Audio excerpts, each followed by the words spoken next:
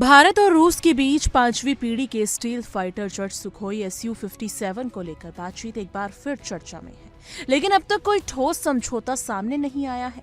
रूस लगातार भारत को ये विमान ऑफर कर रहा है और दावा कर रहा है कि वो इस बार पहले से कहीं ज्यादा आगे जाकर भारत को पूरी तकनीक, सोर्स कोड और यहां तक कि स्वदेशी AMCA यानी कि advanced medium combat aircraft programme में सहयोग देने को भी तैयार है। इसके बावजूद भारत की ओर से कोई आधिकारिक सहमति नहीं दी गई है। ऐसे में सवाल उठता है कि जब रूस इतना बड़ा ऑफर दे रहा है, तब भी भारत Su-57 की खरीद को लेकर इतना सतर्क और चुप क्यों बना हुआ है? इस सवाल का जवाब सिर्फ एक विमान में नहीं, बल्कि भारत की दीर्घकालिक रणनीति, पुराने अनुभव और भविष्य की जरूरतों में छिपा है। Su-57 रूस का पहला ऑपरेशनल पांचवी पीढ़ी का लड़ाकू विमान है, जिसे MiG-29 और Su-27 जैसे पुराने विमानों की जगह लेने के लिए विकसित किया गया था। ये एक मल्टी रोल फाइटर जेट है, जिसे एयर सुपीरियरिटी, ग्राउंड स्ट्राइक, दुश्मन के एयर डिफेंस को नष्ट करने और नेटवर्क सेंट्रिक वारफेयर के लिए डिजाइन किया गया है। Su-57 ने साल 2010 में अपनी पहली उड़ान भरी थी और करीब 10 साल बाद 2020 में इसे रूसी वायुसेना में शामिल किया गया। कागजों पर यह विमान बेहद शक्तिशाली दिखता है, लेकिन इतने लंबे विकास काल के बावजूद इसकी वास्तविक क्षमताओं को लेकर कई देशों और सैन्य विश्लेषकों के मन में आज भी संदेह बना हुआ है। सबसे बड़ा सवाल Su-57 की स्टील क्षमता को लेकर उठता है।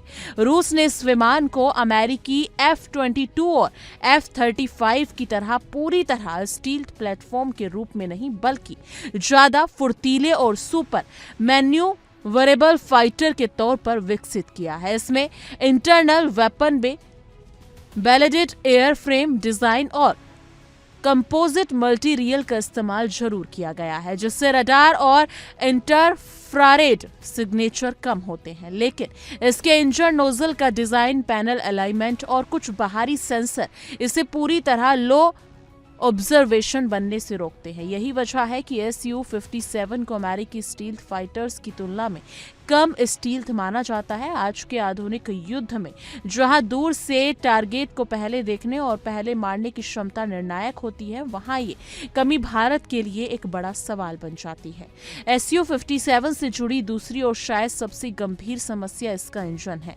फिलहाल इस विमान में सेंटर्न्स AL-41F1 इंजन लगाया गया है, जो असल में पांचवी पीढ़ी के लिए अस्थायी समाधान माना जाता है। ये इंजन ताकतवर जरूर है, लेकिन सुपर क्रूज क्षमता, फ्यूल इफिशिएंसी और इंफ्रारेड सिग्नेचर के मामले में पांचवी पीढ़ी के वैश्विक मानकों पर पूरी तरह खरा नहीं उतरता। रूस जिस नए इंजन इजडेलियो 30 पर काम कर रहा है, उसे Su-57 का असली इंजन माना जाता है, लेकिन वो अभी भी टेस्टिंग के दौर में है। ये इंजन अब पूरी तरह ऑपरेशनल होगा, इसे लेकर खुद रूस भी कोई पुख्ता टाइमलाइन देने की स्थिति में नहीं है। भारत किसी ऐसे विमान में अरबों डॉलर का निवेश नहीं करना चाहता, जिसका सबसे अहम हिस्सा यानी कि इंजन अभी भी पूरी तरह तैयार ना हो। इसके बावजूद रूस लगातार भारत को लुभाने की कोशिश कर रहा है। यूनाइटेड एयरक्राफ्ट कॉर्पोरेशन के CEO वादिम बडेखा ने हाल ही में कहा कि Su-57 को मेक इन इंडिया पहल में शामिल करने को लेकर तैयारी और तकनीक स्तर पर बातचीत उन्नत चरम पर है।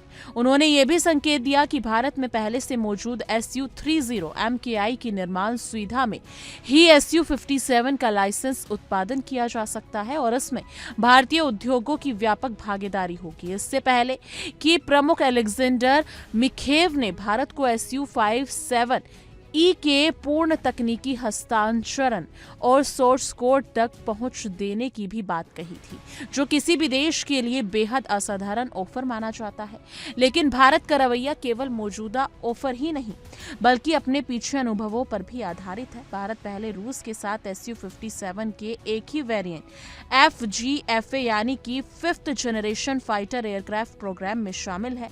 उस समय भारत ने लागत, काम में हिस्सेदारी, कोर टेक्नोलॉजी तक सीमित पहुंच और विमान की मैच्योरिटी को लेकर गंभीर चिंताएं जताई थी। इन्हीं कारणों से भारत आखिर में उस प्रोग्राम से बाहर निकल गया। भारतीय रक्षा प्रतिष्ठान नहीं चाहता कि वो कहानी एक बार फिर दोहराई जाए, भले ही इस बार ऑफर कितने ही आकर्षण क्यों ना हो। यानी कि कुल मिलाकर भारत SU-57 को पूरी तरह खारिज नहीं कर रहा है, लेकिन आंख बंद करके उसे अपनाने के मूड में भी नहीं है। भारत रूस के ऑफर का हर पहलू बेहद बारीकी से परख रहा है ताकि ये सुनिश्चित किया जा सके कि किसी भी संभावित सौदे से न सिर्फ तत्काल सैन्य क्षमता बढ़े, बल्कि देश के स्वदेशी यूरोस्पेस इकोसिस्टम और AMCA जैसे महत्वाकांक्षी प्रोजेक्ट को भी ठोस फायदा मिले। यही वजह है कि रूस की तमाम कोशिशें और दावों के बावजूद भारत अभी भी सोच समझकर, समय लेकर और बेहद सतर्क तरीके से SU-57 पर फैसला करना चाहता है। लेकिन इस मुद्दे पर आपकी क्या कुछ राय है? कमेंट सेक्शन में अपनी राय जरूर साझा कीजिएगा।